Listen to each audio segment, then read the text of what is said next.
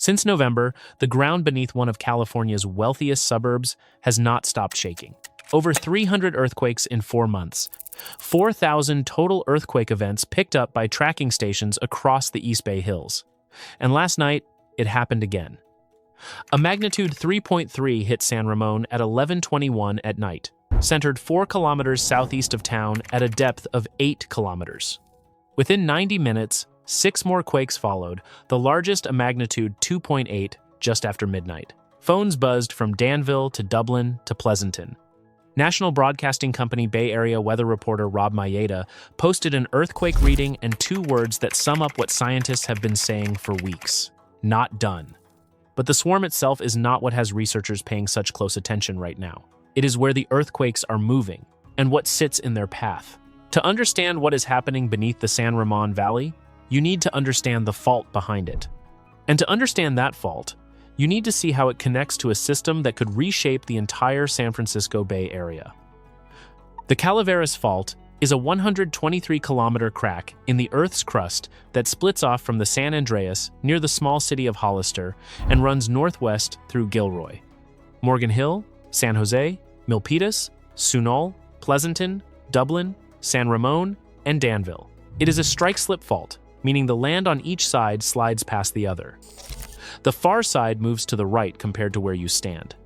The name comes from Calaveras Creek in Santa Clara County. Calaveras is Spanish for skulls. The fault acts differently depending on where you are along its length. Down in Hollister, along the southern and central sections, the Calaveras creeps at 14 to 17 millimeters per year. You can actually see it working in slow motion there. Buildings crack, curbs shift, sidewalks split apart over months and years with no earthquake at all. It is one of the clearest real-world signs of plate movement on the planet. But the northern section beneath San Ramon is a different story. Up here, the fault is mostly locked. Creep rates drop to just 3 to 4 millimeters per year. And when a fault is locked, stress does not get released bit by bit. It builds up, it stores, and at some point, it has to go somewhere. The United States Geological Survey gives the Calaveras Fault a 26% chance of producing a magnitude 6.7 or larger earthquake before 2043. That makes it the second most dangerous fault in the Bay Area, behind only the Hayward. We will come back to the Hayward, because the link between these 2 faults is where this story takes a turn that almost nobody in the Bay Area knows about. First, though, the swarm. Because what has been happening since November 9th is not simple. The sequence began at 9:38 in the morning on November 9th, 2025, with a magnitude 3.8 earthquake centered 2 miles southeast of San Ramon. Within minutes, a 3.2 and a 3.0 followed. Over the next 2 days, tracking stations recorded more than 40 earthquakes in a tight cluster, barely a mile across, at depths between 7 and 9 kilometers beneath the valley floor. Within 10 days, the count reached 83. By mid-December, it had passed 150. December brought sharper jolts. On December 8th, 31 earthquakes struck before 10:15 in the morning, including a magnitude 3.7 that popped open cupboard doors in at least one San Ramon home. Then, on December 19th, a magnitude 4.0 hit at 7:56 in the evening, followed the very next evening by a 3.9. The swarm was getting stronger, not fading. In mid-January, activity slowed. United States Geological Survey research scientist Sarah Minson told the East Bay Times it looked like the swarm might be winding down. "It looks like the swarm may be done," she said. It was not done. On February 2nd, the fault system produced its most dramatic day yet. Starting at 6:27 in the morning with a magnitude 3.8, it unleashed 75 earthquakes in a single day. The largest was a magnitude 4.2 at 7:01 in the morning, centered near Canyon Lakes Golf Course at a depth of 9.4 kilometers. The United States Geological Survey figured over 100,000 people felt moderate shaking across the East Bay, while more than 10 million felt at least weak tremors stretching from Santa Rosa to Santa Cruz. Nearly 5,000 "Did you feel it?" reports flooded into the United States Geological Survey website within hours. Security camera footage from a 7-Eleven in San Ramon caught products tumbling from shelves as the 4.2 rolled through. Bay Area Rapid Transit right away slowed all trains across the system for safety checks. causing delays of up to 20 minutes on every line during the morning rush. And in homes throughout the San Ramon Valley, families who had been living through months of shaking reached a breaking point. Joyce Yee described watching a wave of glass pour from her kitchen cabinet during the 4.2, shards landing across the room. Rachel Hayes told KQED. She was jolted awake and found items knocked all over her home. "This is getting really scary," she said. Lynn Tao, 45, who moved to San Ramon in 2024, put into words what thousands of residents were feeling when she told reporters, "Obviously, mentally it is kind of draining, and you are always thinking about, is this the big one?" Not all responses were fearful. Evan Lee, a 16-year-old San Ramon student, built his own earthquake tracking system using global quake software. He was picking up quakes before official United States Geological Survey reports and sending footage of paper clips shaking on his desk to local news stations. His love of earthquake science started in the second grade. After February 2nd, San Ramon Mayor Mark Armstrong, a former Federal Emergency Management Agency official, sent a formal letter to residents. The San Ramon Valley Unified School District turned on its emergency response plan across all schools. One or two campuses briefly cleared out as a safety step. A special earthquake swarm town hall on February 27th drew hundreds to the San Ramon Community Center, where scientists from the Berkeley Seismology Lab and local emergency officials answered questions for over 2 hours. The city set up emergency prep classes through April, 3-hour sessions teaching families how to survive a week without water, power, or gas. And then came March 1st, and the ground reminded everyone it was still moving. Now the science takes a turn, because this swarm is not happening where you might expect. The quake centers do not cluster on the main Calaveras Fault strand. They sit roughly 2.7 kilometers to the east, near a smaller fault called the Pleasanton Fault, which runs along the eastern side of the San Ramon Valley. Sarah Minson explained that the ground beneath San Ramon holds a complex mix of small faults, many of them without names, between the Calaveras Fault and Mount Diablo. 3 forces are driving the activity. The main engine is fluid movement. High-pressure water and mineral-rich fluids travel through linked crack networks deep underground, cutting friction on already strained fault surfaces and allowing sudden slip. University of California, Berkeley researcher Amy Williamson put it plainly: faults contain liquid that greases the earth. The fluid cuts friction so the rock can slide more freely. The southward shift of earthquake centers in this swarm, roughly 1.5 kilometers over 41 days, matches expected fluid spread rates. The second force is silent creep, which is slow, quiet fault movement that spreads stress around without producing felt earthquakes.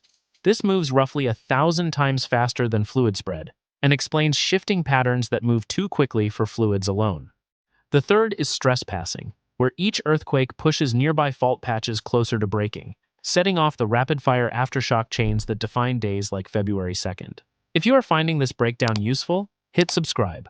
We cover earthquake and geography events like this every week, with the full science picture, not just the headlines. Now for the finding that has drawn the most scientific attention. In early February, the renewed shaking shifted to a north-south line. That cuts across the Pleasanton Fault's usual northwest-southeast trend. It means the swarm is setting off differently angled fault shapes at depth, shapes that do not show up on any surface map. Earthquake Insights analysts Kyle Bradley and Judith Hubbard wrote that past swarms in this region have activated all kinds of interesting fault geometries at depth that don't show up at the surface. The magnitude 4.2's break pattern confirmed a more north-south plane than the earlier events in the sequence. United States Geological Survey and University of California, Berkeley scientists have been clear that this activity comes from shifting plates, not volcanoes. The closest volcanic rocks in the region are 5 to 8 million years old. But the tangled fault network beneath San Ramon means that even plate-driven swarms can act in ways that are hard to predict. San Ramon has been through this before. The area has seen at least 10 notable swarms since 1970, including events in 1976, 1990, 2002, 2003, and a closely studied sequence in 2015 that produced 654 recorded earthquakes and roughly 4,000 total events found through pattern matching over 36 days. The 2003 swarm also reached magnitude 4.2. None of these swarms triggered a larger earthquake on the Calaveras or any nearby fault. The current swarm stands out for how long it has lasted. At 115 days and counting, it is one of the longest in the modern record for this spot.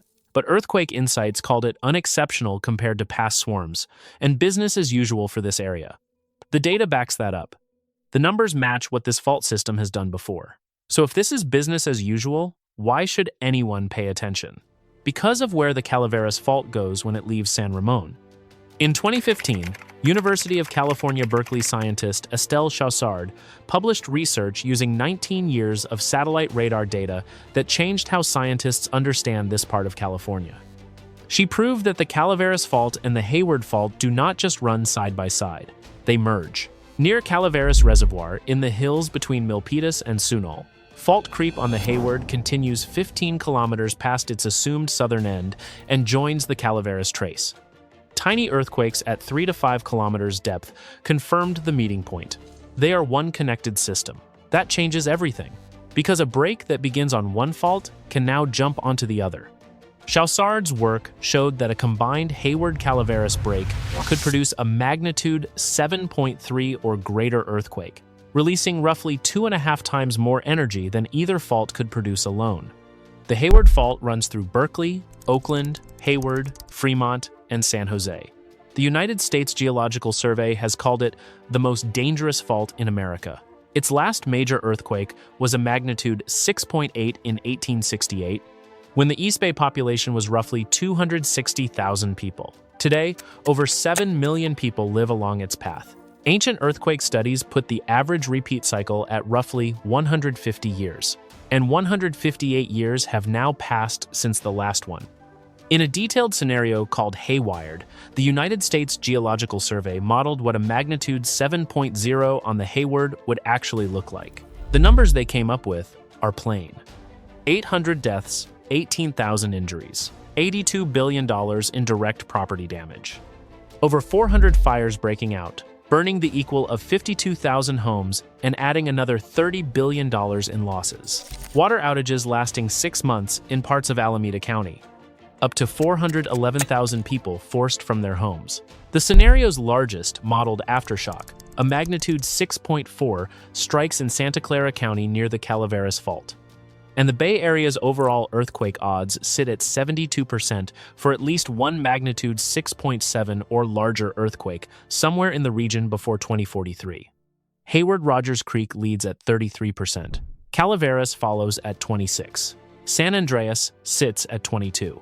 The roads, dams, and tunnels along these faults show decades of building in earthquake country without fully knowing the risks. Interstate 680 crosses the Calaveras Fault in the San Ramon and Dublin area. Caltrans studies showed that the mapped fault lines sit just 60 meters apart, with highway structures between them. Calaveras Reservoir, which gives water to 2.7 million Bay Area residents, sits right on the fault, the dam just 1,000 feet from the trace.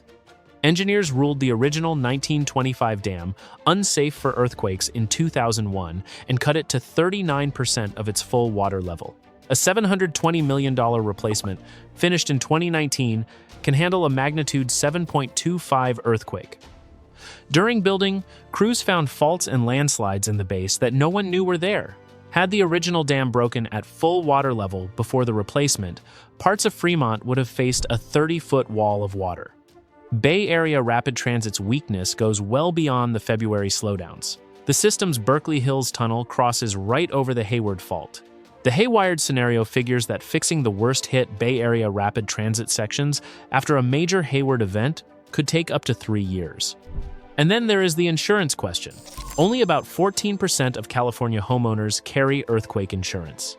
Standard homeowner policies do not cover earthquake damage. For the hundreds of thousands of families in the San Ramon Valley and across the East Bay, the money they would lose in a major event would be almost entirely on them. Scientists nearly all agree on one point. This swarm is not a warning sign for the big one. The United States Geological Survey's Robert DeGroot said it plainly. This is not something that is necessarily significant of something bigger.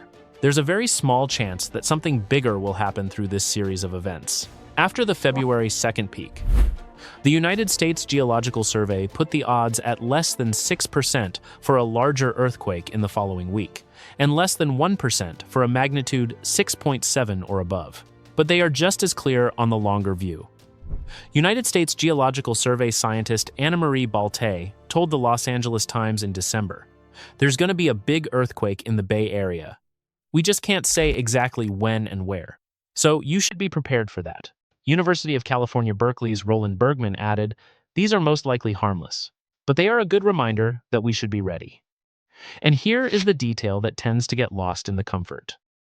United States Geological Survey geologist David Schwartz, who lives in Danville just 10 miles from the swarm centers, has been clear that these small earthquakes do not ease the pressure on the main Calaveras Fault. They do not make a large earthquake less likely. The swarm is not a safety valve. It is a sign of the same forces that are, right now, building toward the next major Bay Area earthquake.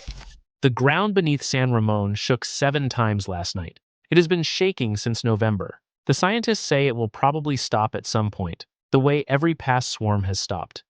And then the valley will go quiet again.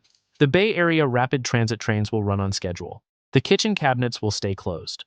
But the 26% has not changed. The 72% has not changed. And 7 million people are still living on top of a fault system that does not run on anyone's schedule but its own.